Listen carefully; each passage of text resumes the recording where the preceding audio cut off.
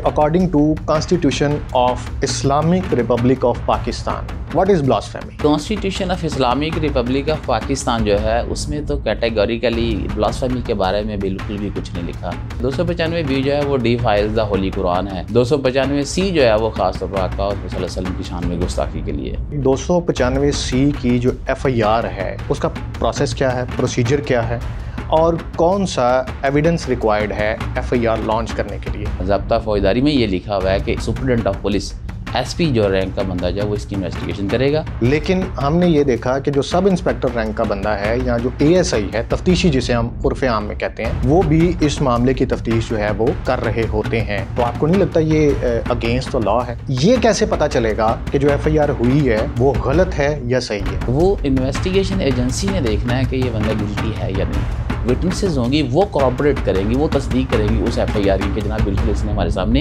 ये offence commit किया है। ब्लास्फेमी के केसेस में जो मुद्दई है उसकी अहमियत क्या है? अगर किसी स्टेप पे जाके मुद्दई बैक स्टेप आता है तो केस पे क्या असर पड़ेगा? क्या मुद्दई के पास ये पावर है जो मुल्ज़िम है जिसके ऊपर उसने इल्ज़ाम लगाया है उसको माफ़ कर दे? तो जनाब बाहर से फंडिंग आपको पता है ये कोई बड़ा छुपी हुई बात नहीं है। सारी दुनिया जानती है वो कौन कहाँ से सपोर्ट करता है और कैसे वो लोग ऊपर आ जाते हैं। आप अपनी ही कम्युनिटी के जो कुछ लोग हैं उन पे इल्ज़ाम लगा रहे हैं कि वो ब्लास्फेमी के जो मुल्ज़मान के वकील हैं वो बाहर से फंडिंग लेते हैं, पैसे लेते हैं। फिर भी शर्मिंदगी का इजहार करता है, वो अदालत से माफ़ी मांगता है कि जी मैं अल्लाह के हुजूर भी माफ़ी का तलबगार हूँ, आपके यहाँ भी माफ़ी का तलबगार हूँ, मैंने जो किया वो ऐसा करने का मेरा इरादा नहीं था लेकिन मुझसे हो गया।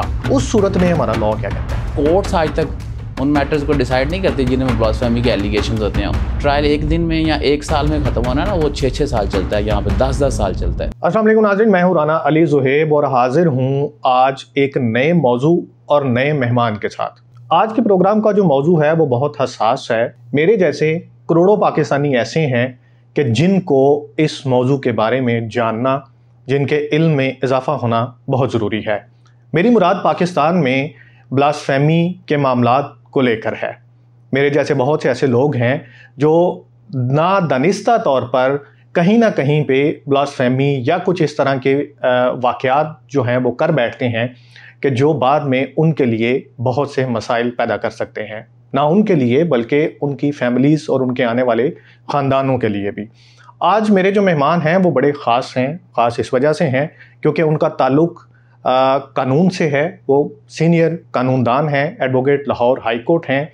इसके साथ साथ वो ब्लास्फेमी के जो केसेस हैं उन पर बड़ी गहरी निगाह रखते हैं और निगाह रखने के साथ साथ लाहौर हाई कोर्ट में अक्सर व बेशतर ब्लास्फेमी के केसेस को लड़ते हुए और उन केसेस में अपीयर होते भी हमें नज़र आते हैं। आज के इस शो के तवस्सुत से हम उनसे ये जानना चाहेंगे कि पाकिस्तान का कानून क्या है, पाकिस्तान का आइन क्या है और पाकिस्तान का आइन और कानून ये दोनों ही ब्लास्फेमी के मामलात पे कहाँ पे खड़े हैं। तो आइए उनका वेलकम करते हैं, जनाब नदीम चौधरी साहब। अस्सलाम वालेकुम सर। वालेकुम सलाम। नदीम साहब बहुत शुक्रिया आपका। सबसे पहले तो आपने अपना कीमती वक्त जो है इस अहम मौजू पर गुफ्तगू करने के लिए निकाला। मेरा जो पहला सवाल है सर आपसे वो ये है कि मेरे साथ जो करोड़ों पाकिस्तानी हैं जो देखने वाले हैं उनके इल्म में इजाफा कीजिए कि according to constitution of Islamic Republic of Pakistan what is blasphemy? तौहीन मज़हब जो है वो बेसिकली हमारे आइन के मुताबिक क्या है, उसकी डेफिनेशन क्या है? अच्छा जी, constitution of Islamic Republic of Pakistan जो है उसमें तो कैटेगोरिकली ब्लास्फेमी के बारे में बिल्कुल भी कुछ नहीं लिखा। कॉन्स्टिट्यूशन इस बारे में माम है। कॉन्स्टिट्यूशन बात ही नहीं करता। मास वाई article 2 of the constitution of Islamic Republic of Pakistan 1973 वो कहता है कि Islam would be the religion of Pakistan. बस इसके अलावा आपके पास जो इस्लाम से डील करती है वो एक ऑब्जेक्टिव रेजोल्यूशन है जो 2A है, part article 2A of the constitution, वो इससे डील करता है। इसके अलावा पूरे कॉन्स्टिट्यूशन में ब्लास्फेमी के बारे में कुछ भी नहीं लिखा हुआ। और अगर आप इसके अलावा कोई लॉ मुझसे पूछेंगे कोई और ही इनैक्टमेंट है तो वो मैं कहूँगा कि पाकिस्तान पीनल कोड जो है वो 1860 का वो हमारे पास मौजूद है, जिसमें जो है वो 295 जो आज का हर ज़ुबान से आम है, जो आप लेमैन भी जान गए हैं, किसी 295C जिसे हम उर्फ़े आम में जिसे हम 295A, 295B और 295C, ये 4 इनेबलिंग प्रोविजंस हैं, 4 सेक्शन हैं जो डील करते हैं ब्लास्फेमी को। बस इसके अलावा कहीं पे भी कोई भी इनेक्टमेंट नहीं है हमारे पास मौजूद, और ना ही इसका कोई प्रॉपर, आगे जो आप मुझसे पूछेंगे और भी क्वेश्चंस आएंगे, कि ना ही इनका कोई प्रॉपर ट्रायल इन्वेस्टिगेशन और ये प्रोसीजर कहीं प्रोवाइड किया। अच्छा, नहीं, आपने जैसे जिक्र किया कि constitution of Islamic Republic of Pakistan, इसमें तो ऐसा सच कोई चीज़ नहीं है ऐसे, ये सवाए इसके कि इस्लाम एक सरकारी मज़हब है पाकिस्तान का, इसके अलावा कोई चीज़ मौजूद नहीं। लेकिन आपने जिक्र किया PPC का, पाकिस्तान पीनल कोड का, उसमें 4 आर्टिकल्स जो हैं वो मौजूद हैं, 295, 295A, 295B एंड C। अच्छा, आप क्या मेरे इल्म में ये इजाफा कर सकते हैं कि ये जो 4 आर्टिकल्स हैं ये किस किस किस्म की ब्लास्फेमी को डील करते हैं? अब देखिए, जो 295 है सर, वो है किसी की वर्शिप प्लेस को जो है वो आप डिफाइल करते हैं, ठीक है, तो उससे वो डील करते हैं। ठीक, उसकी सज़ा जो है, जैसा कि मतलब किसी मसाजिद में, किसी की इबादत गाह में किसी उसके बारे में गलत अलकाबात का कहना, उसके बारे में उसे उसकी तौहीन करना किसी तरीके से भी, आइदर वर्ड और किसी जो है वो रिटर्न या किसी भी विजिबल रिप्रेजेंटेशन किसी तरीके से भी आप करते हैं। दूसरा 295A है, वो मजहबी अकायद को बुरा कहना किसी को, जैसे आजकल हमारे अकीदे बने हुए हैं, मज़हब सुन्नी शिया को बुरा कह रहा है, शिया जो है वो किसी और को बुरा कह रहा है, तो ऐसे ये जो बिलीव्स हैं उनको बुरा कहना हो तो उसको भी 295A डील करती है। ठीक है, और इसकी अगर आप बाद में इसकी सज़ाएं पूछेंगे तो मैं वो भी आपको बता दूंगा। इसके अलावा जो है वो 295B आ जाती है। 295B जो है वो डिफाइल्स द होली कुरान है, कि अगर आप कुरान पाक की कलाम मुकद्दस की अगर आप तौहीन करते हैं तो उसकी जो है वो क्या, उसको क्या पनिशमेंट है, उसके बारे में 295B है। 295C जो है वो खास तौर पर आका सल्लल्लाहु अलैहि वसल्लम की शान में गुस्ताखी के लिए। बस ये 295 कैटेगोरिकली सिर्फ और सिर्फ इसी बात पे डील करता है कि वो आप, उसमें भी यही है कि आप किसी भी तरीके से ऑरली, बाय रिटर्न, किसी तरीके से कोई डिजिटल, अब जो मौजूदा दौर आ गया सोशल मीडिया का, हाँ, डिजिटल डिवाइसेस के थ्रू किसी भी तरीके से, या विजिबल रिप्रेजेंटेशन, या कोई आप ऐसा एक्ट करते हैं जिससे ये लगता है कि ये आका सल्लल्लाहु अलैहि वसल्लम की शान में गुस्ताखी कर रहा है, ये बेसिकली 295C इनेबलिंग प्रोविजन है जो सही ब्लास्फेमी से डील करती हैं, जिसकी सज़ा जो इसमें जो है वो बड़ी एग्जाम्पलरी पनिशमेंट रखी गई है। ठीक। अच्छा सर, ये बताएं कि जो 295C है, इसके अक्सर केसेस हमने देखे, लाइक आजकल बड़ा मशहूर ये मामला चल रहे हैं, रजब भट्ट का जो केस है वो भी, और बहुत से ऐसे मामला हैं। मैं अब स्पेसिफ़िकली उस चीज़ पे आना चाहूँगा कि 295C की जो FIR है जब वो दर्ज होती है, उसके लिए उसका प्रोसेस क्या है, प्रोसीजर क्या है, और कौन सा एविडेंस रिक्वायर्ड है FIR लॉन्च करने के लिए? पहली बात तो ये है कि ये 295C की बात नहीं है। जुर्म कोई भी कमिट हो माशरे में और उसकी कंप्लेंट पुलिस को जाके जब दी जाती है तो अंडर सेक्शन 154 ज़ाब्ता फौजदारी, जिसे कोड ऑफ क्रिमिनल प्रोसीजर हम बोलते हैं 1898, उसमें लिखा हुआ है कि अंडर 154 जो है वो SHO जो है वो ड्यूटी बॉन्ड है कि वो आपके एलिगेशन देखे और देखे कि अगर as per the content of your complaint, इस बंदे के जो एप्लीकेशन है उसके मुताबिक अगर कोई जुर्म सरजद होता है और जुर्म बनता है तो उस पर FIR दर्ज कर दे। ठीक। और प्रोसीजर और प्रॉपर जो आप आगे बात कर रहे हैं, प्रोसीजर देखें, प्रोसीजर कोर्ट्स अडॉप्ट करती हैं किसी बंदे को किस तरीके से, किस तरह उसको प्रोसिक्यूट करके कैसे सज़ा देनी है, ये कोर्ट का काम है। और जो दूसरी बात है इन्वेस्टिगेशन की, तो वो इन्वेस्टिगेशन एजेंसी देखती है, आल्दो पुलिस ही इन्वेस्टिगेट इसमें करती है। हमारे पास जो है वो बाकायदा ज़ाब्ता फौजदारी में ये लिखा हुआ है कि इस जुर्म की तफ्तीश जो है वो कौन करेगा, और उसमें लिखा हुआ है कि सुप्रिटेंडेंट ऑफ पुलिस SP जो रैंक का बंदा जो है वो इसकी इन्वेस्टिगेशन करेगा। अब तो वैसे उन्होंने अपनी पार्ट्स जो है वो नीचे सब इंस्पेक्टर तक प्रोमलगेट कह रहा हूँ, ये कर दी गई हैं, ट्रांसफ़र कर दी हैं, वो अब वो भी इन्वेस्टिगेट कर लेते हैं। लेकिन ये है कि जो कॉन्स्टिट्यूशन, जो हमारे पास जो कानून है वो ये कहता है कि जनाब इसकी जो है सुप्रिटेंडेंट ऑफ पुलिस जो है इसकी इन्वेस्टिगेशन करेगा। 295 की जो इन्वेस्टिगेशन है वो SP करेगा अकॉर्डिंग टू लॉ।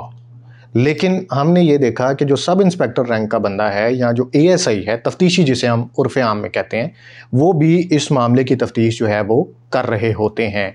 तो आपको नहीं लगता ये अगेंस्ट द लॉ है? नहीं, देखिए ये तो पुलिस की ड्यूटी है ना। पुलिस ने अपने जो है पार्ट्स हैं वो नीचे जो है वो अपने ट्रांसफ़र कर दिए हैं। वो तो उन्होंने कहा है कि अगर सब इंस्पेक्टर एसपी नहीं करेगा तो वो नीचे कह देगा किसी इंस्पेक्टर को, वो नीचे सब इंस्पेक्टर को। ये तो ये कि पुलिस हायरार्की है। इन्वेस्टिगेशन एजेंसी ने अपना जो है बर्डन कम करने के लिए जो है वो फर्दर जो आगे पावर्स जो आगे ट्रांसफ़र कर दिए और वो नीचे बंदे तफ्तीश कर लेते हैं। इस वजह से सब इंस्पेक्टर भी इसमें ऐसे मुकदमात में तफ्तीश कर लेता है। ठीक।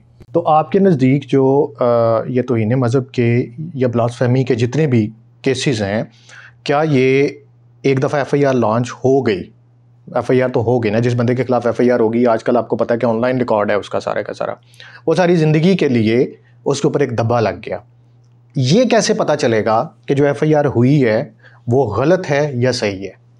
अच्छा, वो इन्वेस्टिगेशन एजेंसी ने देखना है कि ये बंदा गिल्टी है या नहीं है। ठीक। और वो एविडेंस से पता चलेगा। और इन्वेस्टिगेशन एजेंसी का जो बेसिकली पर्पज़ यही होता है कलेक्शन ऑफ एविडेंस। उसने एविडेंस कलेक्ट करनी होती है। वो जिस बंदे ने जिस तरीके से की हो, किसी के सामने की हो, उस बंदे की स्टेटमेंट्स लिखेगा। जैसे कि हमारे पास ज़ब्ता फौजदारी में ही है कि उसकी 161 की जो विटनेसेस हैं उनकी भी स्टेटमेंट जो है वो रिकॉर्ड करेगी इन्वेस्टिगेशन से। जी बताएं, ये तो बंदा मुद्दई है ना, इसने तो इल्ज़ाम लगा दिया है, इसने ये FIR दर्ज करवा दिया, आप बताएं। आप, वो कहता है कि आपके सामने भी की थी। तो वो उसकी जो इन्वेस्टिगेशन एजेंसी है वो उसकी एविडेंस रिकॉर्ड करेगी और वो जो विटनेसेस होंगी वो कॉरपोरेट करेंगी, वो तस्दीक करेंगी उस FIR की कि जनाब बिल्कुल इसने हमारे सामने ये ऑफेंस कमिट किया है। ठीक। तो इसका मतलब ये है कि FIR जब हो गई, इन्वेस्टिगेशन ने अपने एविडेंस जो है वो कलेक्ट कर लिए, उसके बाद आगे कोर्ट प्रोसीजर जो है वो चल पड़ेगा। उसके बाद जो प्रोसीजर है वो तो ultimately arrest of the accused है, उसको पकड़ा जाएगा। पकड़ा जाने के बाद उसको बिहाइंड द बार भेजा जाएगा। उससे पहले जो है जो प्रोसेस है उसको जो है वो मैजिस्ट्रेट के सामने पेश किया जाएगा, उसका रिमांड लिया जाएगा। रिमांड में फिर उससे वो चीज़ें कलेक्ट की जाएंगी कि इस बंदे के पास जिस अगर फ़र्ज़ का सही का आर्गूमेंट, जैसे मैं आपको पहले ही बात कर रहा, सोशल मीडिया का दौर है, किसी मोबाइल पे कोई वीडियो बना के अपलोड कर देता है, उससे वो मोबाइल रिकवर किया जाएगा। ठीक है, वो जिस नेट वगैरह से जो चढ़ी है, जितनी जितनी डिवाइसेस उसमें यूज़ हुई है, वो सारी चीज़ें जो उसको क्रॉबोरेट करें, जो वेल कनेक्ट करे उस जुर्म के साथ उस बंदे को, वो सारी चीज़ें बरामद की जाएंगी उससे। जब वो सारी बरामदगी हो जाएगी तो उसके बाद उसको जेल भेजा जाएगा और उसका ट्रायल शुरू कर दिया जाएगा। और उसके बाद ट्रायल शुरू करने से पहले जो हरफ़े आम में हम कहते हैं कि पुलिस चालान बनाएगी, चालान मुरतब करने के बाद चालान सेंड टू कोर्ट होगा, वो बाया प्रोसिक्यूशन जाएगा, प्रोसिक्यूशन फिर उसका ट्रायल कमेंस कर देगी और फिर उसकी तलबी होगी जेल से फर्द से। अगर उसको बेल खारिज हो गई है, वो पकड़ा गया, वो जेल में है, तो वो बाकायदा जेल से उसकी तलबी हुआ करेगी हर 15 डेज़ बाद, जो डेट प्रॉबेबली कोर्ट में बढ़ती हैं। तो वो बंदा कोर्ट में पेश होगा, प्रोसिक्यूशन होगी, उसमें उसको बताया जाएगा कि तुमने सबसे पहले तो उसको जुर्म के बारे में बता के उसको कॉपीज़ प्रोवाइड की जाएंगी। फिर उस पर चार्ज लगाया जाएगा कि तुमने ये ऑफेंस कमिट किया है, उससे पूछा जाएगा। वो अगर वो इनकार कर दे, अगर फर्दर से आर्गुमेंट, वे भी कानून में लिखा हुआ है कि अगर तो वो कन्फेस करता है, कोर्ट के सामने मान जाता है, तो कोर्ट को कोई ज़रूरत नहीं है कि उसके बाद वो विटनेसेस को बुलाए, उसका प्रॉपर ट्रायल किया जाए। कोर्ट के पास पावर है कि वो एट वंस उसको कन्विक्ट कर दे, उसको फ़ौरन सजा दे दे। और अगर वो निगेट करता है, वो कहता है कि जी मैंने ऐसे कमिट नहीं किया, मैं इसमें गिल्टी नहीं हूँ, तो फिर कोर्ट एविडेंस कॉल करेगी। ठीक है, एविडेंस में आएगी, वो अपने एविडेंस के थ्रू उन पर क्रॉस एग्जामिनेशन होगा, वो मुल्ज़मान के वकील आएंगे, सारे फिर प्रोसेस पूरा अडॉप्ट किया जाएगा। उसके बाद देखा जाएगा weather he should be convicted और एक्विटेड फ्रॉम द चार्ज। फिर उसके मुताबिक देखेंगे उसको सज़ा देनी है या उसको बरी करना है, वो कोर्ट देखेगी। अच्छा, इसमें हमने एक चीज़ जो आपसे जानना चाहते हैं कि नदीम साहब, आपने अक्सर ये देखा, बल्कि हमने भी ये देखा कि जो ब्लास्फेमी की FIRs होती हैं उसमें एक शख्स उठता है, वो ये कहता है जी मैं फ़लाँ जगह पे मौजूद था, मैंने ये चीज़ देखी, या इस बंदे ने मेरे सामने ये को तौहीन अमेज़ कलमात कहे हैं, या कुरान पाक की उसने वो की है, बेहुरमती की है, या कुछ भी इस तरह के जो मामलात हैं वो उसने किए हैं। हमने ये देखा कि वो FIR जो है वो उस एक पर्टिकुलर इंडिविजुअल की मुद्दइयत में दर्ज हो जाती है, राइट। अब अगर एक इंडिविजुअल की मुद्दइयत में FIR दर्ज होती है ब्लास्फेमी के केसेस में, और अगर वो मुद्दई वहाँ से स्टेप बैक करता है किसी भी प्रोसेस पे जाके कि जी नहीं, मैं इसको मज़ीद आगे नहीं लेके जा सकता, या मुझे गलतफहमी हो गई थी, या वो बाद में कहता है जी ठीक है जी मैंने इसको माफ़ किया, क्या इन ब्लास्फेमी के केसेस में जो इंडिविजुअल है, मुद्दई है, उसकी अहमियत क्या है? पहली नंबर तो हम आपको ये जानना चाहेंगे आपसे कि जो मुद्दई है इस मुकदमे का, उसकी इम्पोर्टेंस कितनी है इस ब्लास्फेमी के केसेस के अंदर। अगर किसी स्टेप पे जाके मुद्दई बैक स्टेप आता है तो केस पे क्या असर पड़ेगा, नंबर 2। नंबर 3, अगर मुद्दई के पास ये पावर है कि वो इन केसेस में जो मुलज़म है जिसके ऊपर उसने इल्ज़ाम लगाया है उसको माफ़ कर दे, तो बंदा जो है वो बार से या जेल से बाहर आ सकता है। पहली बात तो ये है कि मुद्दई ऐसे केसेस में सेट बैक करते नहीं हैं, वापस जाते नहीं हैं। ठीक। For the sake of argument, अगर आप जैसे कहते हैं कि आप पीछे चले जाता है कोई बंदा, तो आपके पास कानून मौजूद है जिसे हम लॉ ऑफ अबैटमेंट कहते हैं। ठीक।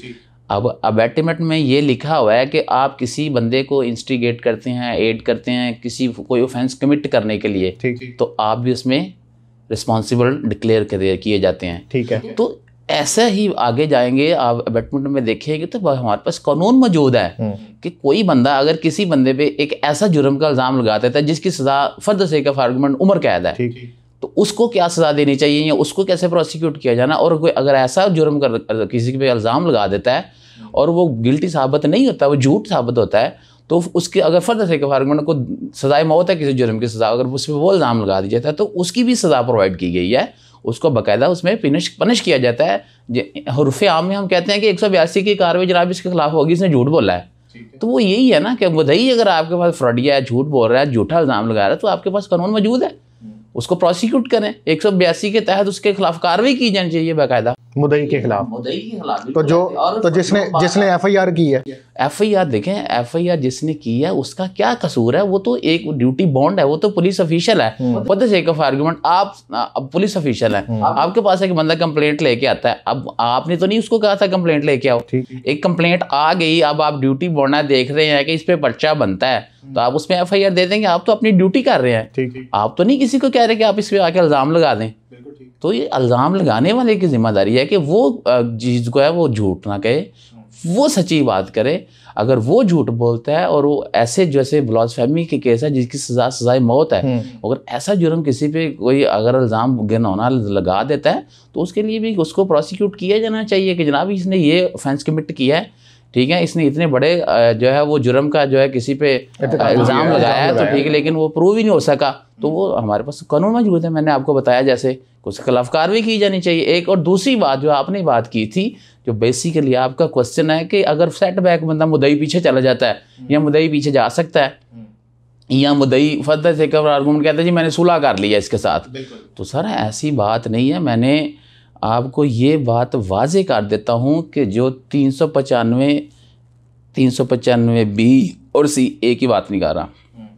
ये पहली बात तो ये है, ये कॉग्निजेबल ऑफेंसेस है, यानी कि 295 A निकाल दें, इसमें से मजहबी अकायद के बारे में जो है उसको निकाल दें। ये बाकी तीनों ऑफेंसेस जो हैं वो कॉग्निजेबल ऑफेंसेस हैं। जब भी पुलिस के खिलाफ कोई कंप्लेंट पास कंप्लेंट आएगी, पुलिस उस पर FIR देगी। 295 एक ऐसा ऑफेंस है जिसमें आप इसका आगे जो CRPC का शेड्यूल देखेंगे तो उसमें लिखा हुआ है कि ये shall not arrest without warrant, मतलब ये है कि ये नॉन कॉग्निजेबल ऑफेंस है। इसमें जो अगर पुलिस ने FIR करनी है तो पुलिस पहले मैजिस्ट्रेट से परमिशन लेगी और उसके बाद जो है वो FIR रजिस्टर्ड करेगी। ये 295 एक ही बात कर रहा हूँ। दो B और C और जो 295 है ये कैटेगोरिकली कॉग्निजेबल ऑफेंसेस हैं।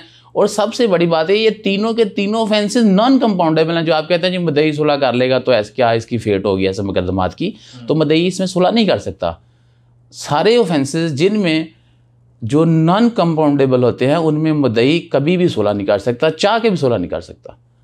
अगर वो यही कहे, जैसे मसलन आपको पता है कि आजकल टाइम किसी शख्स के पास नहीं है, वो हर 10 दिन बाद 15 मिनट बाद अदालत से बुलावा आ जाता है, आएँ जी। वो एक टाइम आता है वो कहता है यार ये मैं किन चक्रों में पड़ गया हूँ, वो इग्नोर करना शुरू कर देता है। उस सूरत में लॉ क्या कहता है? देखिए दो बातें हैं, ये तो कोर्ट की नाअहली है ना कि जो ट्रायल है प्रोसीजर है उसको इतना लंबा लेके जाया जाता है, ये नहीं जाया जाना चाहिए। और ये जो एगोनी ऑफ ट्रायल है, लोग इसको फेस करते करते अपने मुकदमात छोड़ देते हैं, उनकी पैरवी नहीं करते। वो फिर आपकी जो बात है जो आपने कहा है कि जी लोग आ जाते हैं ऐसे मुकदमात में, झूठे इल्ज़ाम लगते हैं तो फिर एक मॉब आता है तो ये FIR दर्ज हो जाती हैं प्रेशर से भी। तो फिर जाहिर है जब FI अदालतें अपना प्रॉपर रोल प्ले नहीं करेंगी तो फिर लोग अब कानून अपने हाथ में ही लाने शुरू कर देते हैं। तो फिर को लोग कहते हैं अदालतों से तो इंसाफ की तवक्को नहीं है, तो फिर लोग खुद ही दोबारा जुर्म करना शुरू कर देते हैं। वो अपने बदले या समय रिवेंज के तौर पे या जैसे भी है वो खुद जो है वो आप जज बन जाते हैं, वो लोगों को सजाएं। तो आजकल इसकी मौजूदा आपकी CCD है जो मावरा कत्ल अदालत लोगों के हो रहे हैं, कि आपकी समझते हैं कि इस लॉ इसकी इजाज़त देता है? बिल्कुल नहीं देता, बिल्कुल भी नहीं है। लेकिन इसके बावजूद मर्डर वो जो उनके एनकाउंटर्स हैं वो करते जा रहे हैं। सही मावरा अदालत कत्ल है। देखें आप पे पुलिस का कॉन्डक्ट जो है किसको नहीं पता। किसी एक छोटे अब किसी एक बच्चे ने या किसी एक मुलजम ने एक छोटी सी चोरी की होती है, उस पर 6 FIR पुलिस और दे देती है, उसका रिकॉर्ड बिल्ड कर देती है। उसको फिर जब भी कोई पुलिस किसी भी नाके पे जब भी रोकेगी, जब भी पकड़ेगी, उस पर एक और FIR दे देगी। ना होते हुए इनके पास FIR पड़ी होती हैं जिनमें इनको मुलजमान मिल नहीं होते रहे। ऐसा कोई चोर बेचारा कोई घुमाता चला जाता है, उसको पकड़ते हैं, देखते हैं इस पर तो चोरी की FIR, उस पर वो भी फिट कर देते हैं। तो ऐसे जो गरीबों के बच्चे ये पुलिस मार रही है, क्या उस पर बेचारे ने तो पहले भी कभी कोई नहीं की थी चोरी, ठीक है। जिन्होंने की है उनको कोई नहीं पकड़ता। जो शरीफ लोग बेचारे बच्चे जिनके पीछे कोई जिनकी बैकबोन नहीं है, वो उनको मारा जा रहा है। ये भी अच्छा, आप नदीम साहब एक बड़ा इम्पोर्टेंट मैं सवाल आपसे करने लगा हूँ। आप चूँकि ब्लास्फेमी के जो केसेस हैं उनको डील भी करते हैं, केस आप लड़ते भी हैं, मुझे ये बताइए कि क्या जो वकील ब्लास्फेमी के केसेस को लड़ रहा होता है या हैंडल कर रहा होता है, उसकी फैमिली को या उसको बजाते तौर खुद क्या उसको कोई किसी किस्म का कोई प्रेशर या दबाव या उसकी जान को या उसकी फैमिली को ख़तरा होता है? कितना ख़तरा होता है उसको? किस की बात कर रहे हैं, किस वकील की? जो मुद्दई का वकील है या जो मुलजमान का वकील? आप दोनों का बताएं। मैं तो ये देखा है, जो मेरी 11 से 12 साल की वकालत है उसमें मैंने ये देखा है कि जो बंदे ब्लास्फेमी के मुद्दइयों के वकील हैं वो आज तक जैसे थे बेचारे वैसे ही धक्के खा रहे हैं। मतलब अगर कोई साइकिल पे या मोटरसाइकिल पे आता था तो वो आज भी उसी पे आ रहा है, ठीक, और वो काम कर रहा है। और जो बंदे सपोर्ट में इन फेवर ऑफ द मुलजमान जो वकील एंगेज हुए थे, जो कल को मोटरसाइकिल पे है तो आज वो पराडो पे, आज तो वो बड़ी बड़ी गाड़ियों पे हैं।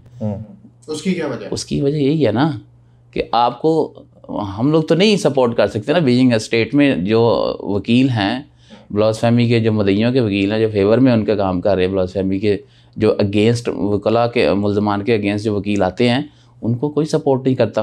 ठीक, इवन मैं कहता हूँ कि हमारे माशरे में बाकायदा इवन इस्लामी जमहूरिया पाकिस्तान में भी उनको ये कहा जाता है कि ये जो मुल्ला है, ये जो मौलवी का ज़हनियत है इनकी, ये अग्रेसर है, तो ये जो है वो मतलब कानून को अपने हाथ में लेने वाले लोग हैं। मतलब उनकी ये एक जो है वो मेंटालिटी या माइंड सेटअप जो है बिल्ड कर दिया हुआ है बीइंग अ नेशन। और जो बाकी दूसरे हैं उनको जनाब बाहर से फंडिंग, आपको पता है ये कोई बड़ा छुपी हुई बात नहीं है, सारी दुनिया जानती है वो कौन कौन कौन कहाँ से सपोर्ट करता है और कैसे वो लोग ऊपर आ जाते हैं। मुझे समझ नहीं, मैं इसके आगे जाके बोलूँगा तो मैं ये कहूँगा हमारी कोर्ट्स आज तक उन मैटर्स को डिसाइड नहीं करती जिनमें ब्लास्फेमी के एलिगेशंस होते हैं। अगर कोई ट्रायल एक दिन में या एक साल में ख़त्म होना है ना, वो 6-6 साल चलता है, यहाँ पे 10-10 साल चलता है। मैंने एक पीछे रिसेंटली एक मेरे पास अपील आई हुई है, वो मुल्तान यूनिवर्सिटी का एक प्रोफेसर था इंग्लिश का, गुस्ताख था, जुनैद हफीज़। ये बड़ा रिपोर्टेड केस है, सोशल मीडिया भरा पड़ा है, आप देखेंगे लोग कहते हैं कि उसका बड़ी ज़्यादती है। अब मेरे पास आए ऑफिस में आपको दिखाऊंगा 26 पेजेस की जजमेंट सेशन जज ने उसको सजा दी हुई है, और उसमें ऐसे ऐसे घिनौने इल्ज़ाम आते हैं। ये जो फेसबुक के मुफक्कर हैं ना, इनको पढ़ लेते हैं, इनको पता चल जाए कि क्या उसने गुस्ताखियाँ की हैं।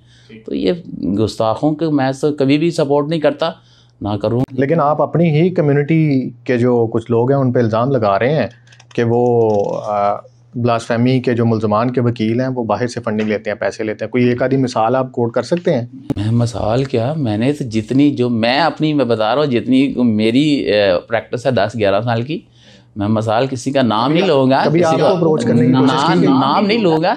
देखिए मैं तो कभी भी किसी मुल्ज़म का वकील हुआ ही नहीं ना, मैं तो मदीयों का वकील हूँ आज तक, और मुझे कभी किसी ने सपोर्ट नहीं किया। ठीक, मैं कल को जिस चीज़ पे मोटरसाइकिल पे या जिस चीज़ पे भी आता था आज भी उसी पे हूँ, ठीक है। लेकिन यह है कि अल्लाह का शुक्र है मैं सेटिस्फाई हूँ, क्योंकि मैंने कभी भी किसी गुस्ताख को सपोर्ट नहीं किया, और मैं समझता हूँ इनको किया भी नहीं जाना चाहिए। इनके लिए एग्जाम्पलरी पनिशमेंट होनी चाहिए कि एक बंदे को एक बार सजा हो जाए ना तो वो दूसरी बार कोई ब्लास्फेमी के बारे में सोचे ही ना।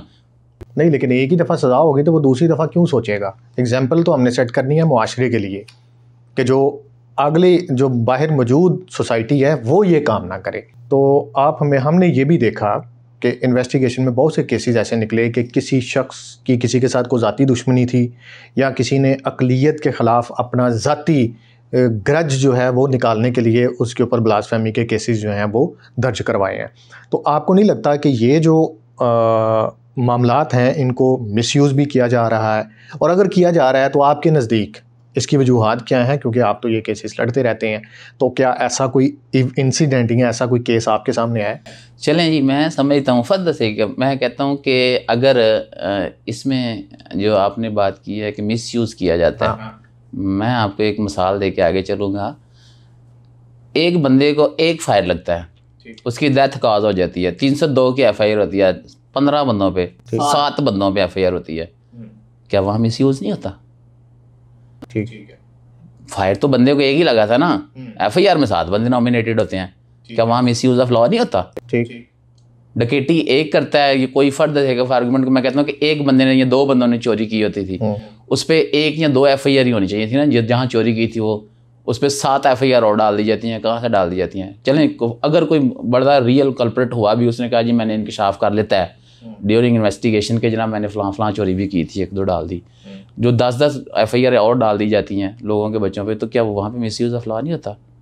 आप जस्टिफाई कर रहे हैं। मैं जस्टिफाई नहीं कर रहा, मैं आपको बता रहा हूँ कि देखिए कानून जब भी हरकत में आएगा तो वो उसके मिसयूज़ होगा, वो ब्लास्फेमी का केस हो, लेकिन यहाँ पे ये पिन पॉइंट कर देना कि ब्लास्फेमी को ही मिसयूज़ किया जाता है, ये गलत मेंटालिटी है। ठीक है, ब्लास्फेमी को मिसयूज़ नहीं किया जाता। होता ये है कि बंदे ने जो इल्ज़ाम लगाया था, जैसे आप कह सकते हैं कि किसी की अंडरस्टैंडिंग में थोड़ा फ़र्क हो सकता है, लेकिन ज़रूर मिसयूज़ हुआ होता है तो एलिगेशन कानून हरकत में आता है। और इन्वेस्टिगेशन एजेंसी किस लिए है? वो बताए ना कि इसने नहीं किया, वो तफ्तीश करे प्रॉपर, तो उसका गिल्ट साबित हो जाए। अगर इनोसेंट है तो भी वो लिख दे। और हमारी कोर्ट्स हैं वो इन्वेस्टिगेशन के अकॉर्डिंग से चलती हैं, उससे आगे तो कोई जाता ही नहीं है। अब पुलिस की फंडिंग अब इतनी ज़्यादा कोर्ट ऑब्लाइज करती है, उससे आगे जाती ही नहीं है कोर्ट। अच्छा, एक बड़ा इम्पोर्टेंट यहाँ पे आपकी बात से सवाल जो है वो रेज़ होता है कि एक शख्स है, वो कहीं पे भी थ्रू सोशल मीडिया अकाउंट या वर्बली या इन रिटर्न कहीं पे भी कोई ऐसा कोई गुस्ताखाना मवाद या कोई चीज़ जो है वो शेयर कर देता है, आप या कोई भी दूसरा शख्स उसको देखता है, वो रिपोर्ट करता है, FIR हो जाती है, बंदा अरेस्ट होता है, कोर्ट में चले गए, ट्रायल चल पड़ा।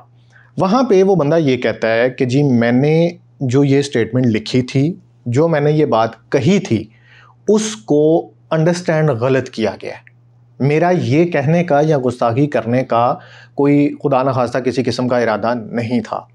उस सूरत में क्या कोर्ट्स को ये प्रोविजन है कि वो इस पे नज़रसानी कर सकें या उसको एक मौका दिया जा सके कि आया कि आप अगर तो इस पर फिर भी शर्मिंदगी का इजहार करता है, वो अदालत से माफ़ी मांगता है कि जी मैं अल्लाह के हुजूर भी माफ़ी का तलबगार हूँ, आपके यहाँ भी माफ़ी का तलबगार हूँ, मैंने जो किया वो ऐसा करने का मेरा इरादा नहीं था, लेकिन मुझसे हो गया, ना दानिस्ता तौर पर इंटेंशनली नहीं, अनइंटेंशनली। उस सूरत में हमारा लॉ क्या कहता है? पहली बात यह है कि कानून जब हरकत में आता है तो कानून आपके अमाल देखता है, अमल देखता है, एक्ट्स देखता है। ठीक।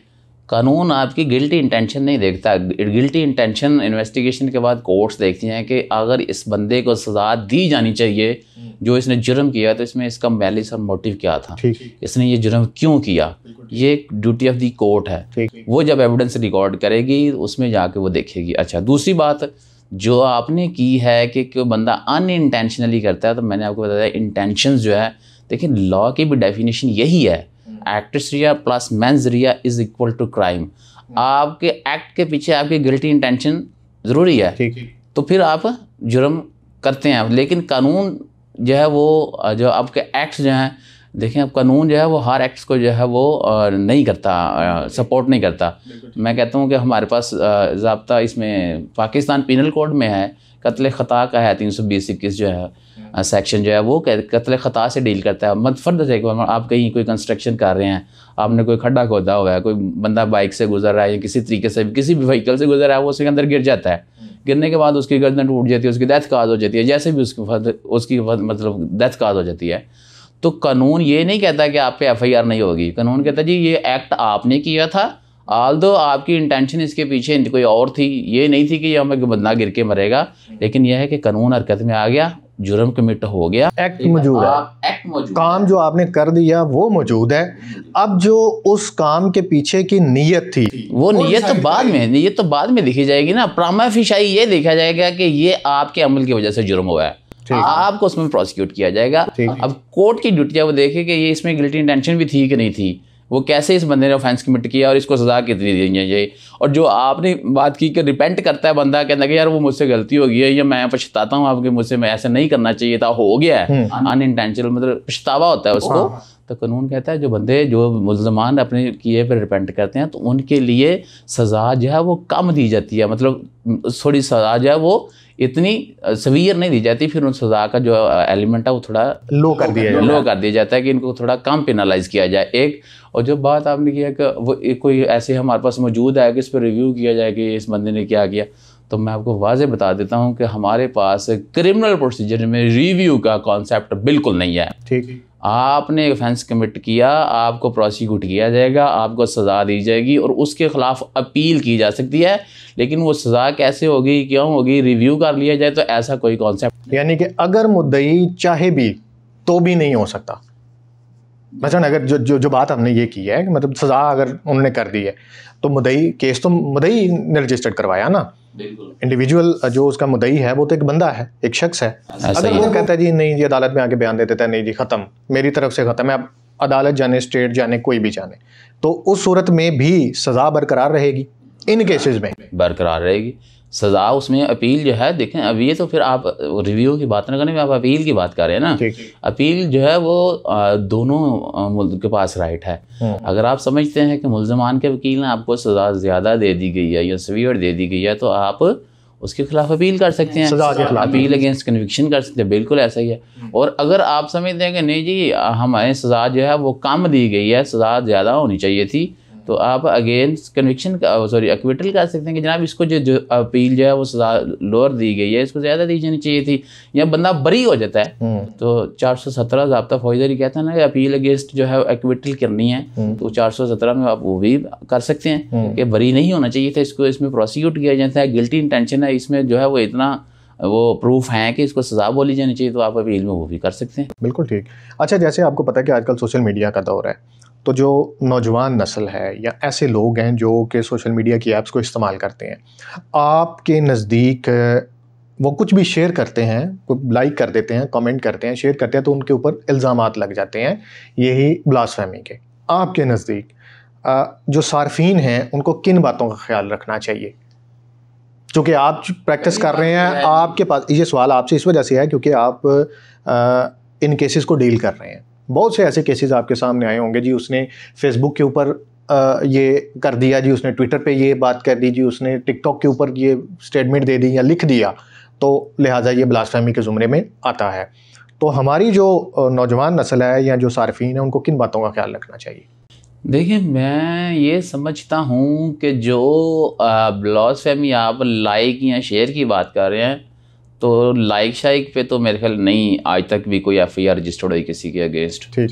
तो जहाँ तक बात है आप खुद ओरिजिनेटर होते हैं, आपके स्टेटमेंट लिखते हैं, वो आप सोशल मीडिया के किसी भी प्लेटफॉर्म पे जाके लिखें, वो आप क्या इंस्टाग्राम पे लिखें, वो ट्विटर पे लिखें, वो फेसबुक पे लिखें, जहाँ पे भी लिखें, वो बाकायदा आपके अगेंस्ट जो है वो सबूत होता है कि ये एक्ट आपने किया है और अपने ही ईमेल जीमेल जहाँ से भी जो आपकी फेसबुक अकाउंट है वहाँ से या इंस्टाग्राम अकाउंट वहाँ से किया है, तो वो सारी चीज़ें बाकायदा रिकवर होती हैं। पहले यहाँ पे जो है कानून इतना जो है वो इफ़ेक्टिव नहीं था, ये चीज़ें नहीं बरामद या रिकवर की जाती थी।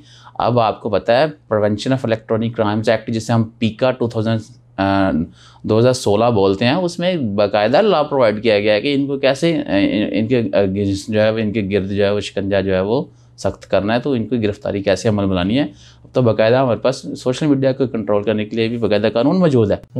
अच्छा, ये बताएं कि ये जो ब्लास्फेमी के केसेस हैं ये आम सार्फिन के लिए कि इसको कौन सी इन्वेस्टिगेटिव एजेंसी जो है वो डील करती है? क्या ये एफआईए में केस होते हैं या पंजाब पुलिस भी इसको डील करती है? दोनों जिसके पास मर्जी चले जाए, जिसके पास नहीं। देखिए जो 295 ABC है, अगर तो किसी ने कोई आप किसी के सामने बोल के, किसी लोगों के सामने बाहर किसी पब्लिकली प्लेस पे आके मुंह से बोल के या लिख के कोई ऐसी डॉक्यूमेंट कोई कहीं चश्मा वेजा कर देते हैं, तो जो पढ़ेगा वो देखेगा ये किसने लिखा है, ठीक है, कौन है इसका ओरिजिनेटर है, किसने ये एक्ट किया है, तो जाहिर है फिर आपके पास पाकिस्तानी पीनल कोड मौजूद है, उसके तहत FIR भी होगी और उसको प्रोसिक्यूट भी किया जाएगा। बिल्कुल ठीक है। और अगर कोई फर्दर डिवाइसेस यूज़ की जाती हैं, सोशल मीडिया की, सोशल इलेक्ट्रॉनिक डिवाइसेज जो हैं, बस पीका 2016 है, ठीक है जी, वो फिर बाकायदा, अब पहले तो ये था कि ये पीका की पावर्स भी पुलिस को दे दी गई थी, अब वापस उन्होंने जो है वो NCCI बाकायदा अदारा बना दिया है और वो इसको इन्वेस्टिगेट करते हैं, अब साइबर क्राइम में जाएगा। यानी कि अगर ब्लास्फेमी के कुछ मामला जो हैं 295 ABC में से कोई भी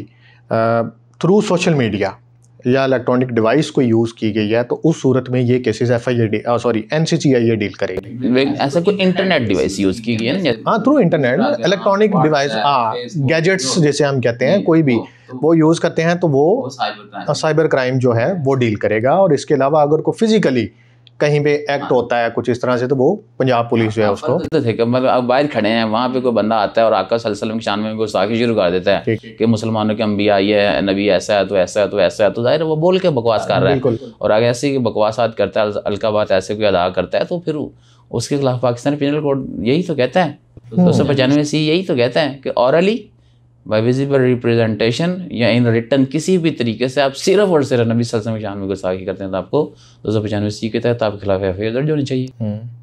अच्छा, ये तो हो गया हमारे मुसलमानों के मज़हब, कुरान और नबी सल्लल्लाहु अलैहि वसल्लम के बारे में। क्या पाकिस्तान में कोई पाकिस्तानी मुस्लिम अगर किसी दूसरे मज़हब के बंदे को के बारे में, मज़हब के बारे में, उनके मजहबी अकायद के बारे में, लाइक हिंदू हैं, सिख हैं, ईसाई हैं, या कोई भी और मज़हब के लोग यहाँ पे मौजूद हैं, नॉन मुस्लिम कोई भी है, उनके बारे में कोई मुस्लिम शख्स जो है पाकिस्तान में रहते हुए कोई ब्लास्फेमी का मर्तकब होता है, तो क्या उसके ऊपर भी FIR होगी? बिल्कुल होगी। किस उसके तहत? 295 यही तो कहता है, आप किसी की वर्शिप, किसी की प्लेस, वो जरूरी मस्जिद नहीं है, कोई और भी जो किसी मंदिर, और 295 में लिखा हुआ ना कि आप किसी के मजहबी अकायद, और उसमें लिखा हुआ है एनी क्लास ऑफ जो है वो पीपल, किसी भी क्लास जो है वो आप उसको डिफाइल्स करते हैं, ठीक है, उसके खिलाफ कोई गलत अलकाबात इस्तेमाल करते हैं, तो आपको बाकायदा पेनलाइज किया जाएगा, आपके खिलाफ ला हरकत में आएगा, आपको बाकायदा FIR का सामना करना पड़ेगा, आपको बाकायदा कानून उसमें फिर प्रोसिक्यूट करेगा, फिर आपको पता चल जाएगा कि आइंदा किसी और मज़हब के खिलाफ भी जो है वो गलत बात नहीं करनी, ठीक है। ये जो मुसलमानों के बारे में है वो सिर्फ 295C और 295B है, कुरान पाक के बारे में भी है, और C जो है वाक़ा सल्लल्लाहु अलैहि वसल्लम के बारे में है, ठीक है। 295 और 295A में लिखा हुआ है कि any class of the people, आप किसी को डिफाइल करते हैं, किसी के बारे में डिसग्रेसिंग वर्ड यूज़ करते हैं, तो आपको पनिश किया जाना चाहिए, आपको बाकायदा सज़ा होनी चाहिए। और 295A जो है उसमें 10 साल सज़ा है इसकी, कि आप किसी के मजहबी अकायद को बुरा कहें, वो ज़रूरी नहीं है कि मुसलमानों के, एनी क्लास। मतलब अगर कोई हिंदू के बारे में गलत अल्फाज कहता है, किसी भी नॉन मुस्लिम के किसी भी मज़हब के बारे में, तो उसको 10 साल सज़ा होगी अगर वो प्रूफ हो जाता है, है कि भाईजान ये वाकई इसने किया है, और 10 साल उसको सज़ा होगी। 10 साल प्रोवाइड की गई है, प्रॉबेबली जब उसको प्रोसिक्यूट किया जाता है तो फिर बेनिफिट ऑफ डाउट आ जाता है, थोड़ी एविडेंस इतनी मजबूत नहीं होती, तो सजाएं 10 से नीचे आ जाती हैं, साल, मिनिमम जितनी मर्जी दी जा सकती है, लेकिन 10 ईयर्स पर मैक्सिमम 10 ईयर फाइन भी किया जा सकता है। 295B और C में कितनी सज़ा, मैक्सिमम सज़ा? 295B जो है जी, देखो जो होली कुरान है, डिफाइल द होली कुरान, इसमें बाकायदा जो है सज़ा है वो सज़ा उम्र कैद है, ठीक। और 295C जो है इसमें 295B में उम्र कैद के साथ साथ आपको जुर्माना भी किया जा सकता है, ठीक। और 295C में जो है वो 3 पनिशमेंट प्रोवाइड की गई हैं, पहली तो सज़ाए मौत है, ठीक, और दूसरी जो है वो लाइफ इम्प्रिजनमेंट है, उम्र कैद जिसका बोलते हैं, और साथ अलॉन्ग विद फाइन भी है, जुर्माना भी किया जा सकता है। ठीक हो गया। यानी कि 295B जो है, अच्छा 295C में तो हमें नज़र आता है कि आप ने हुज़ूर नबी करीम सल्लल्लाहु अलैहि वसल्लम की शान अक़दस में गुस्ताखी की, वो किसी भी तरह से हो सकती है। 295B आपने कहा जैसे होली कुरान की बेहुरमती हो गई या उसको कि इस तरह से, क्या ये जो आगे 295B है इसको मज़ीद डिफ़ाइन किया गया है कि बेहुरमती किस किस्म की, लाइक आप खुदा न खास्ता उसको जलाने पे ये होगा, या आपकी किस किस्म की कोई बेहुरमती जो है उसको डिफ़ाइन किया गया इसमें 95B में, या जस्ट सिर्फ ये लफ्ज़?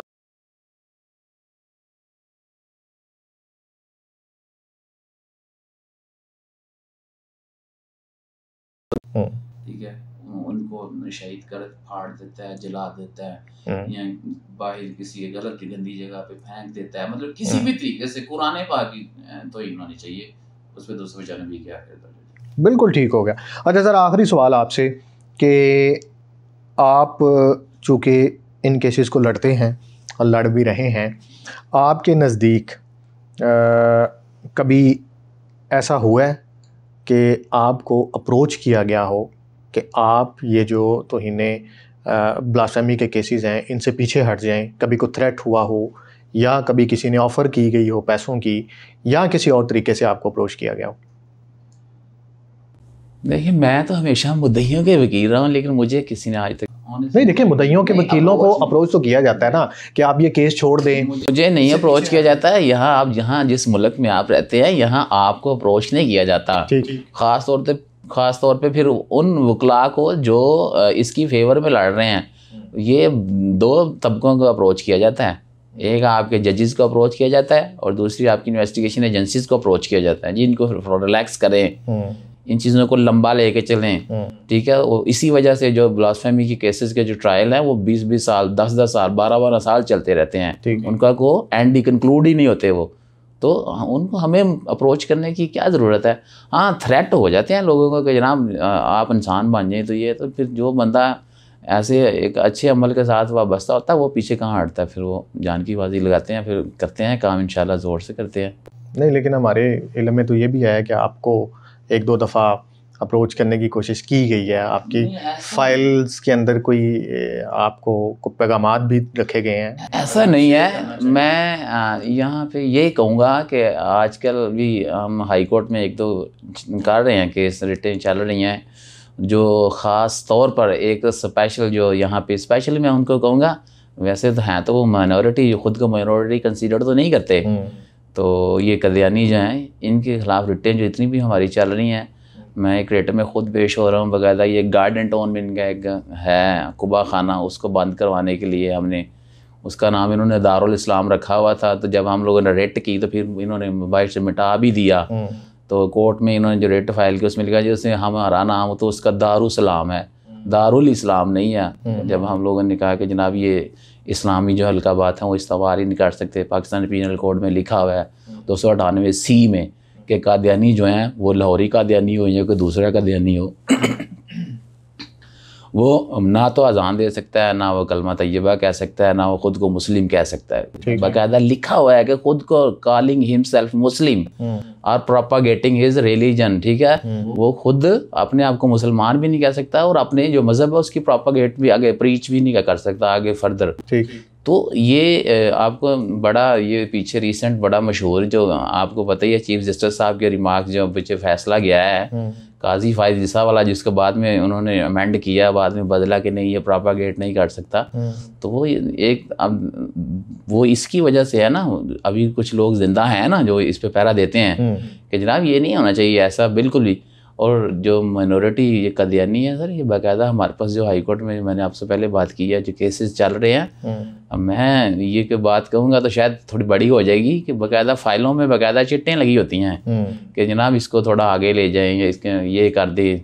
अब वो मैं लुका बात नहीं कर सकता, मैं ऐसा होता है, मैंने आपको पहले बता दिया वकला को तो नहीं, हमें तो नहीं अप्रोच किया जाता, जजेस को बाकायदा अप्रोच किया जाता है कि ये इस केस को ज़रा थोड़ा सा लिंगर ऑन करें, लटका दें। मैं जिस केस की अभी बात की दारुल इस्लाम वाले की, उसमें रिसेंटली 6 एडजमेंट आई हैं और 6 की 6 बार वकील ने एक ही ग्राउंड लिया जी मैं बीमार हूँ पिछले दूसरे महीने से लेकर अब 9वां महीना, मतलब पिछले 7 महीनों से वो बंदा बीमार ही है।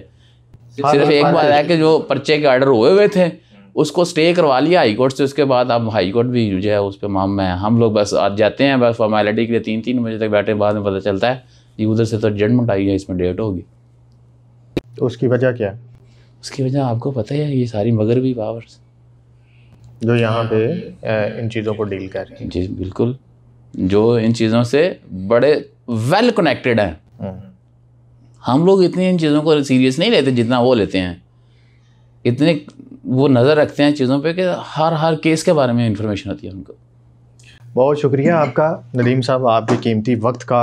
आपने बहुत ही खूबसूरत और बड़े एहसन अंदाज से हमें ये समझाया भी। और नाज़रीन, उम्मीद करता हूँ आपको आज का प्रोग्राम पसंद आया। अगर आपको पसंद आया तो इसको लाइक, कमेंट और शेयर करना मत भूलें।